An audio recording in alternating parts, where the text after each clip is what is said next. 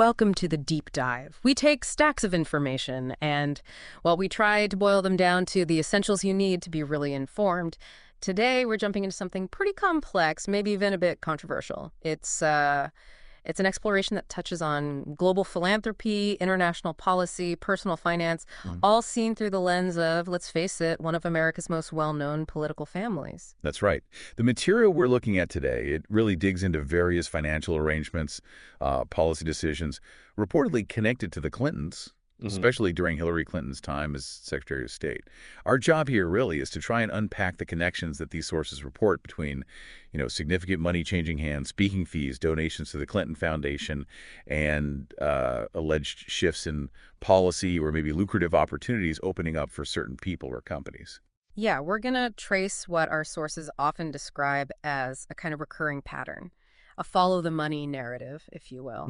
It suggests, or at least alleges, a link between money flowing in one direction and favorable outcomes happening in another. Some of these connections might surprise you, maybe even seem startling as we look at different situations around the globe. And it's really important for us to stress we're impartially reporting what's in these sources. We're focused on the specific details, the alleged patterns they lay out. Okay, let's dive in. So let's start with the Clinton Global Initiative, CGI, and the Clinton Foundation overall. Our sources do lay out its stated mission, bringing together philanthropists, CEOs, nonprofits, all aiming to tackle big global challenges. They talk about leveraging billions in aid, 180 countries, using partnerships to solve things like climate change, financial crises, even nuclear proliferation. But what's interesting, and kind of sets the tone, is that our source immediately brings up a major critique right away. There's a report cited claiming the Clinton Foundation gives only about 10% of the money it raises to actual charities on the ground. 10%? Yeah, which, from the perspective presented in the source, immediately raises questions about, well, how efficient is it? What's the primary impact of all this philanthropic effort? And then there's this detail about fundraising that really jumps out. Our sources report that 6 years before Hillary Clinton became Secretary of State, the foundation apparently had this rule, a self-imposed ban against taking money from foreign governments. Right, I saw it. But then the Washington Post is cited as reporting total contributions hit $2 billion.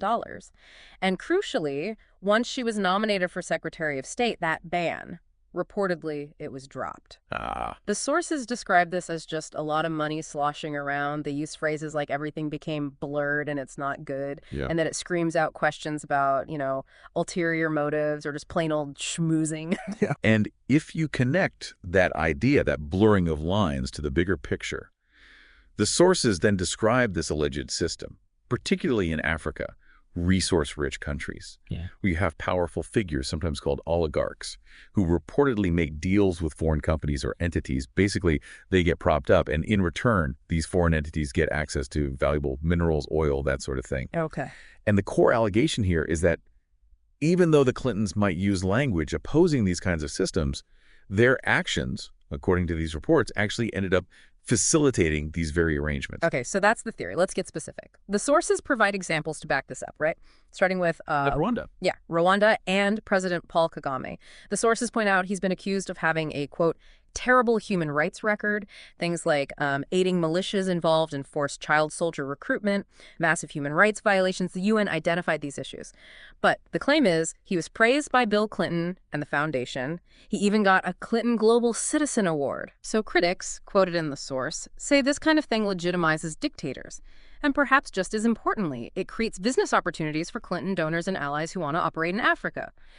Then there's the case involving South Sudan and Ambassador Joe Wilson.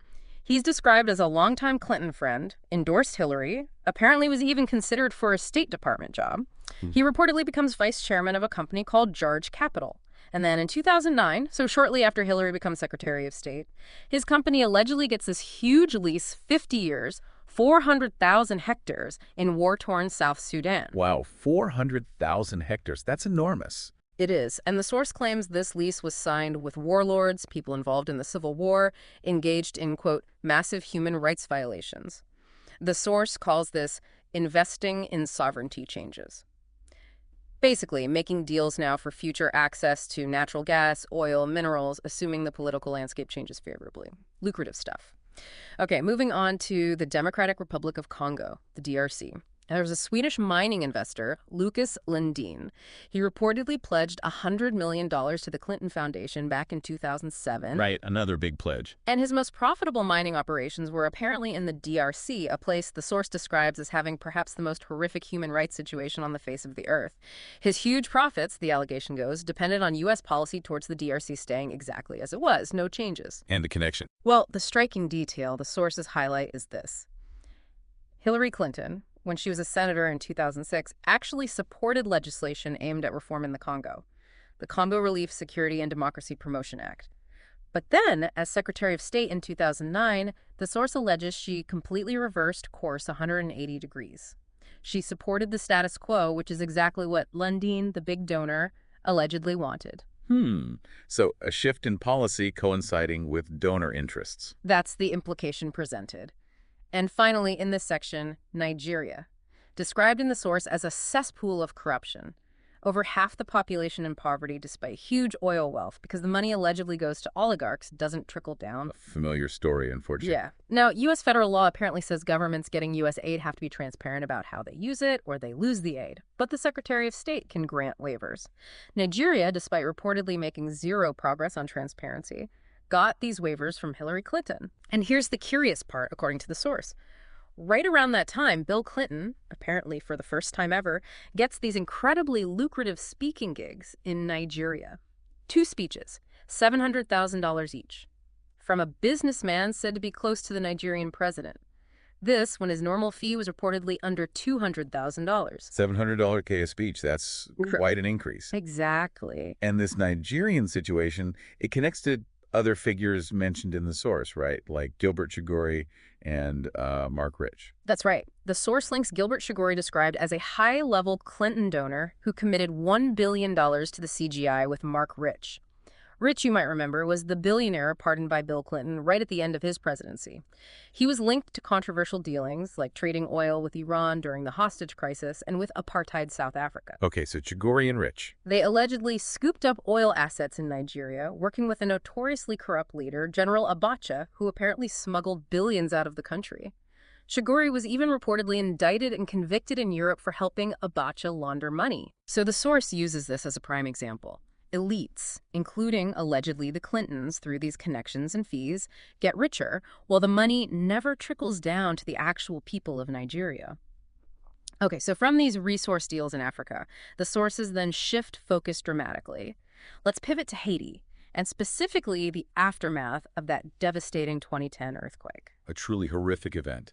Reportedly killed 250,000 people, just flattened the infrastructure. Absolutely. And the world responded, pledging billions in aid. The U.S. State Department, under Hillary Clinton, was overseeing the reconstruction efforts. And Bill Clinton was co-chair of the main coordinating body, the Interim Haiti Recovery Commission, the IHRC. So our source pretty bluntly calls this clearly a Clinton operation. Right, they were central figures in the relief effort. But here's where the source alleges a major conflict emerged. Haitians, understandably, wanted basic rebuilding roads, schools, hospitals, homes, traditional infrastructure. But the Clintons, the sources claim, had their own agenda. An agenda supposedly tied to the economic interests of major donors who already had stakes in Haiti or wanted stakes in Haiti. So a disconnect between what was needed on the ground and what was being pushed. That's the allegation. Haitians reportedly complained they were shut out of the decision-making process. The source uses terms like disaster capitalism or crony capitalism to describe what allegedly happened next. Right, the idea being that the disaster itself became an opportunity for connected individuals or companies to profit, rather than focusing purely on relief and recovery. Exactly. So let's look at the specific examples the sources give. The single biggest U.S. taxpayer-funded project was apparently a textile factory. $124 million for a factory called Cacol. Okay, a factory. Where was it built? That's the thing. It was built in northern Haiti, an area the source says was largely unaffected by the earthquake. The devastation was primarily in the south. That seems counterintuitive. Right. And it was supposed to create 60,000 jobs. The source says it barely created 5,000. But it did benefit major American companies. Gap, Target, Walmart are mentioned by giving them access to tariff-free textiles produced with very low wages. The positive effect for Haitians, described as very, very minimal. Then there are the housing projects. The sources allege that contracts often went to companies with very little relevant experience, but maybe connections. One example given is a company with actual housing experience that made only a small donation to the Clinton Foundation. They reportedly got no contracts. Interesting. And one specific project, the New Settlements Program, was supposed to build 15,000 homes for $53 million.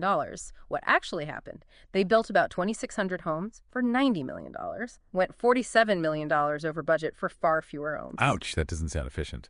Not according to these reports. Then there's Dolberg Consulting, an organization linked to the Clinton Global Initiative. They reportedly made recommendations about where to relocate earthquake victims, the site they recommended, described as a highly unstable cliff site. Unstable. For housing people who just survived an earthquake. Seems that way. USAID's own Inspector General reportedly found Dolberg's recommendations basically unusable. One USAID member is quoted saying it looked like the team never even got out of their SUVs. Not exactly boots on the ground assessment then. Doesn't sound like it. Another case involves Dennis O'Brien, an Irish billionaire. He owned Digicel, Haiti's main cell phone company. He was also a Clinton Foundation donor, $5 to $10 million range, reportedly, and had arranged speeches for Bill Clinton. Okay, so a known donor owns the cell company. Right. Now, Hillary Clinton's State Department decided to fund a mobile money transfer service in Haiti. A good idea in theory. Helps people get aid directly. Digicel applied for the funding. 4 weeks after applying, Digicel sponsored a speech for Bill Clinton in Jamaica. Fee, $225,000. The timing again. Within 4 months of that speech, Digicel reportedly received the first chunk of the grant money from the State Department program. The source claims the earthquake ended up being great for Digicel and Dennis O'Brien, but again, not necessarily for ordinary Haitians. And one last Haiti example, a gold mining concession. Apparently, Haiti hadn't granted one in 50 years, but they did during this reconstruction period overseen by the Clintons. The company that got it, VCS Mining, reportedly had little experience. But guess who joined their board shortly after they got the concession, according to the source? Let me guess. Someone connected. Tony Rodham, Hillary Clinton's brother. Ah, okay. So pulling all these Haiti examples together. Yeah, it paints a pretty grim picture, according to these sources. They describe it as a tragic story of crony capitalism gone awry. The allegation is it led to self-enrichment by friends of the Clintons, instead of actually rebuilding Haiti. You know, the source mentions building new luxury hotels just miles from the folks who have been living in tarps since the earthquake. And Haitian activists reportedly protested, claiming billions were effectively stolen, that Haiti was just used as a cover for foreign governments to funnel kickbacks. It's a very strong set of allegations. Okay, let's shift gears again. How did this alleged pattern, this follow the money theme, reportedly play out in environmental policy? The sources bring up the Keystone XL pipeline, a really controversial project, $7 billion, designed to carry tar sands oil from Canada down to the U.S. Gulf Coast. Right, tar sands oil is particularly contentious, Yeah. very energy intensive to extract, big climate change concerns.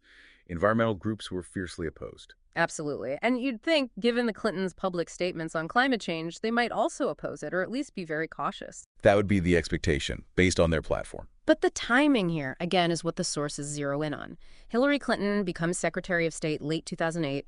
The decision on whether to approve Keystone XL, it lands right on her desk. And at that exact time, precise time, the source says, Bill Clinton reportedly gets this very lucrative offer, nearly $2 million for 10 speeches in Canada. $2 million for 10 speeches? Who offered that? TD Bank Investment Group, a company, the source notes, that had never sponsored a speech by him before. And crucially, TD Bank happens to be one of the largest shareholders in the Keystone XL pipeline project itself. Ah. So the bank funding the speeches has a massive financial stake in the pipeline decision sitting on her desk. That's the connection the source draws. And what happened next? 3 months after Bill finished those speeches, May 2011, Hillary's State Department releases its environmental impact statement on Keystone. It was seen as largely supportive of the pipeline. This was, quote, massively controversial, shocking to the environmental groups who had been fighting it. Supportive, despite the environmental outcry. That's what the report indicated, according to the source. And the source suggests this wasn't some philosophical change on the environment for Hillary Clinton. Instead, they frame it as a way of taking $2 million in cash to essentially buy a decision by the Secretary of State. Pretty blunt language. They call it a classic case of pay to play. Okay, that's a very direct accusation linking the speaking fees to the policy outcome. And this theme of alleged environmental shifts it doesn't stop there, does it? This sources also bring up Frank Ustra again. Right, the Canadian mining magnate, described as one of the biggest donors to the Clinton Foundation, giving tens of millions. And the claim is he used his relationship with the Clintons to help his mining interests, regardless of environmental impact. That's the allegation. The source uses Colombia as a key example. June 2010. Bill Clinton and Frank Giustra reportedly fly into Bogota, the capital of Colombia. And Secretary of State Hillary Clinton arrives at roughly the same time. All there together.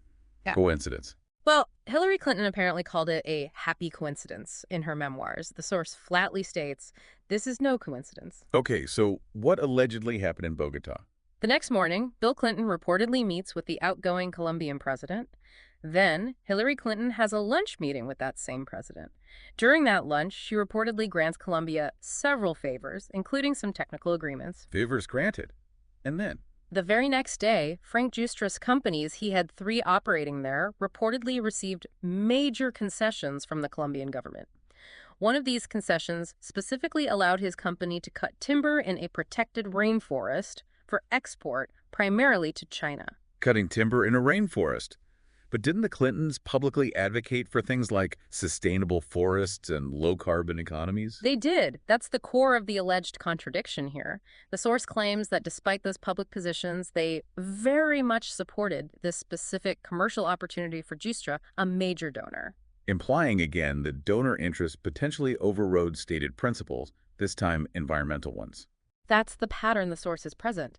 And they claim this pattern extends even further into areas arguably even more critical than the environment, like nuclear weapons policy. Nuclear policy. Okay, how so? Well, the sources start by establishing Bill Clinton's initial stance. He was known as a strong supporter of nuclear arms control treaties, like the Test Ban Treaty and the Non-Proliferation Treaty, the NPT. Right. The NPT aims to prevent the spread of nuclear weapons. Exactly. So when India tested nuclear weapons back in 1998, President Clinton reportedly reacted, quote, volcanically. He imposed strict sanctions. The goal was to deny India access to U.S. nuclear technology unless they signed the NPT. Pretty firm line. Okay, a clear stance against proliferation. But then, fast forward to 2005, India starts pushing hard to get those sanctions lifted, to get access to U.S. civilian nuclear technology without signing the NPT. And what happens around this time, according to the source, tens of millions of dollars from Indian interests flowing into the Clinton Foundation, plus hundreds of thousands, maybe millions more in speaking fees for Bill Clinton. Money flowing again, coinciding with the push for a policy change. That's the reported sequence. The sources mention specific figures involved in this push. Amar Singh, an Indian member of parliament, reportedly pledged $1 to $5 million to the foundation specifically for this cause, though later he apparently claimed he didn't actually have that kind of money. Then there's St. Chatwal, described as a longtime Clinton backer. He pledged to raise $5 million for Hillary's 2008 presidential campaign. Now, Chatwal apparently had his own issues. He was reportedly in deep trouble with the FDIC back in 2000, owing millions. FDIC, the bank insurers. Right. But after Chatwal held a big fundraiser for Hillary, bringing in $500,000, his case with the FDIC was suddenly, quote, abruptly settled for a mere $125,000. This was while Bill Clinton was still president. That sounds convenient. Chatwal later pleaded guilty to separate charges of funneling illegal campaign contributions. And interestingly, the source notes the Clinton Foundation mysteriously erased mentions of Chatwal from their website later on. But Chatwal himself reportedly received India's highest civilian award, partly for his role in supposedly helping change Hillary Clinton's mind on this nuclear deal. So the sources are drawing lines between these pledges, the fundraising, Chatwal settlement, and the push for the India nuclear deal. Yes, and they culminate with Hillary's position. On the very eve of the crucial 2008 vote on allowing India access to U.S. civilian nuclear tech, Amar Singh, the MP who pledged millions but barely knew Hillary, the source claims supposedly had a 2-hour meeting with her. Singh claims she expressed support during that meeting, and by 2008, Hillary Clinton was indeed fully in support of the deal. A complete reversal, the source calls it, from her husband's initial stance and her own previous positions. So the implication is pretty clear from the source. The flow of money has led the Clintons to change their positions on a major nuclear proliferation issue. That's the strong suggestion. And this leads us to what the source calls perhaps the most shocking and most blatant example of these alleged dealings, the Russian uranium story. They frame this as the ultimate example of buying influence and selling influence. Okay, the Russian uranium deal. This one got a lot of attention later on. How do the sources lay it out? It starts, again, with Frank Shustra and Kazakhstan. Back in 2005, Bill Clinton travels to Kazakhstan with Shustra. The stated purpose was supposedly to discuss AIDS relief. But the source points out Kazakhstan didn't really have a major AIDS problem. So maybe another reason for the trip. The source suggests the real reason was Shustra wanting access to Kazakhstan's very rich uranium mines. Kazakhstan is a huge uranium producer. During the trip, Bill Clinton reportedly praised the human rights record of Kazakhstan's longtime dictator Nursultan Nazarbayev, a leader widely condemned by actual human rights groups. Clinton even supposedly suggested Kazakhstan should head an international human rights organization. Praising the dictator's human rights record? That seems odd. To say the least.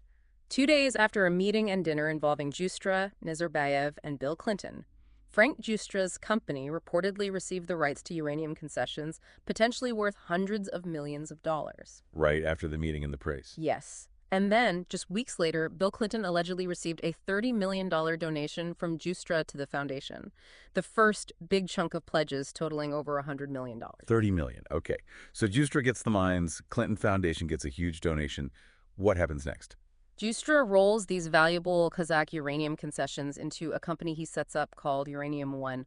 By 2009, Uranium One reportedly controlled assets representing potentially 50% of future U.S. domestic uranium production capacity, a significant chunk. Half of future U.S. uranium production. Wow. Yeah.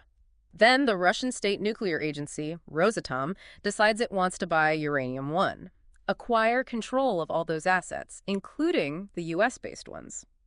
Now, because this involves a strategic asset like uranium and a foreign state-owned entity buying it, the deal needed approval from multiple U.S. government agencies, coordinated by the Committee on Foreign Investment in the United States, CFIUS, and whose department was one of the key agencies that had to sign off. Secretary of State Hillary Clinton's. Exactly. And what do the sources report about Uranium One shareholders around this time, including Shustra and others connected to the company?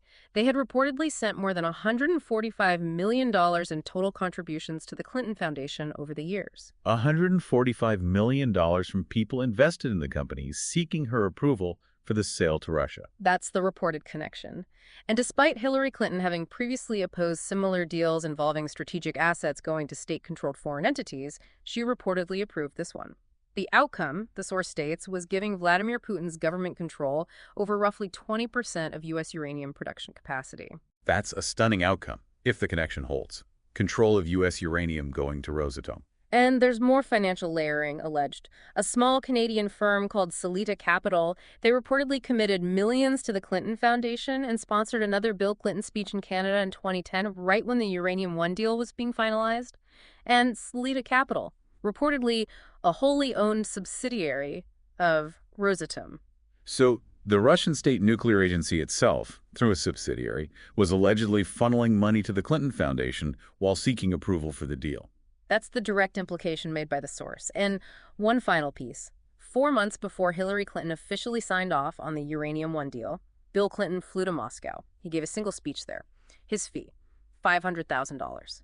Paid by Renaissance Capital, a Russian investment bank described by the source as having a long history of association with Russian intelligence services. $500,000 for one speech in Moscow, paid by a firm with alleged intel ties, right before the deal goes through. And the source points out, his previous speech in Russia 5 years earlier had only netted him about 1/3 of that amount. So putting it all together, the praise for the Kazakh dictator, Shustra getting the mines, the massive donations, Uranium One controlling U.S. assets, the $145 million from shareholders, the Rosatom subsidiary donation, the $500K Moscow speech, all leading up to Hillary Clinton approving the sale of 20% of U.S. uranium capacity to the Russian state. That is the sequence of events and the alleged connections laid out in meticulous detail by our sources. Which, of course, raises that huge question the source poses. Why? Why hand over such a critical strategic resource to Russia, a country described even then as a rival, engaged in aggression, nefarious behavior? The source doesn't mince words. They argue it all points back to that system of pay-to-play, that despite any public stances on human rights or non-proliferation, the Clintons allegedly facilitated this deal, intertwined with all that money flowing to them and their foundation. So as we pull back and look at everything we've covered today, Africa, Haiti, Keystone, Colombia, India, Russia, there's this consistent thread our sources keep highlighting. Yeah, it always comes back to follow the money. That's Yeah. the mantra. The core claim is that just enormous amounts of money have flowed to the Clintons from foreign governments, foreign financiers, foreign businesses, flowing both into their personal bank accounts via speeches and into their foundation. And the argument presented is that this pattern, repeated across so many different scenarios involving such diverse players and policies, it's not a coincidence. It's presented as a repeated cycle. Money exchanges hands and favors are done. The sources directly challenge the idea that there's no smoking gun. They compare it to proving insider trading. You often don't have a signed confession. You look at the pattern of trades and information flow. Right. They argue the pattern is the evidence. Exactly. The alleged model is a foreign entity or individual makes a large payment, either of donation or a speech fee, often significantly above market rate. And that's followed by favorable action on their behalf from the State Department or through Clinton influence. So what's the bigger picture implication here, according to these sources? Well, they assert that this model basically allowed the Clintons to pursue careers in so-called public service, but simultaneously become extremely rich. And what the source finds particularly, quote, shocking is the claim that making this money allegedly required them to systematically betray their progressive values. Betray their values, how so? On issues the sources say Democrats and progressives traditionally champion, the environment, labor rights, women's rights, basic human rights. The allegation is they ended up doing business and growing rich with the favor of the very individuals who you would expect to be their political opposites. Oligarchs, dictators, corporations with questionable records. That's a heavy charge. It is. And it leads to their final point. The source suggests that historically, the idea of a high-level American politician being on the take from foreign interests was considered, one of the absolute worst forms of corruption, a fundamental betrayal. But the allegation here is that the Clintons essentially busted down the door and robbed the bank of that concept, that they normalized taking huge sums from what the source calls the darkest, worst corners of the world. And the implication is that this has had a deeply damaging, infectious effect on U.S. politics and policy across the board, from control of strategic resources like uranium right down to basic human rights considerations. Wow. Okay, we have certainly taken a deep dive today into some incredibly intricate and definitely controversial claims. We've traced how our sources connect all these different financial transactions, donations, speech fees to alleged shifts in U.S. policy and influence around the world. It's definitely a complex narrative. A lot to think about there. Indeed. The alleged pattern that the sources present across such different situations, mining deals in Africa, the Haiti earthquake recovery, major energy projects like Keystone, huge nuclear policy shifts involving India and Russia, it really forces you, I think, to consider those broader implications of how money, power, and policy can intersect, sometimes in ways that aren't immediately obvious. So ultimately, what does wrestling with this material mean for you, the listener, as you think about global affairs, about how international relations actually work sometimes? It really does beg that question. How do we as a society ensure transparency? How do we ensure accountability? Especially when those lines between philanthropy, personal wealth, and political power become, as our source put it, so incredibly blurred. Yeah, and perhaps the final thought to leave you with, something provocative from these sources, is this. In today's world, information travels instantly. Influence can come from anywhere. If we really want to understand why certain decisions get made, maybe we constantly need to be asking, what principles are really driving the action here? And is anything truly off limits? Is anything sacred when power and profit are potentially on the table? Lots to mull over. Until our next deep dive, keep digging, keep questioning, and keep exploring.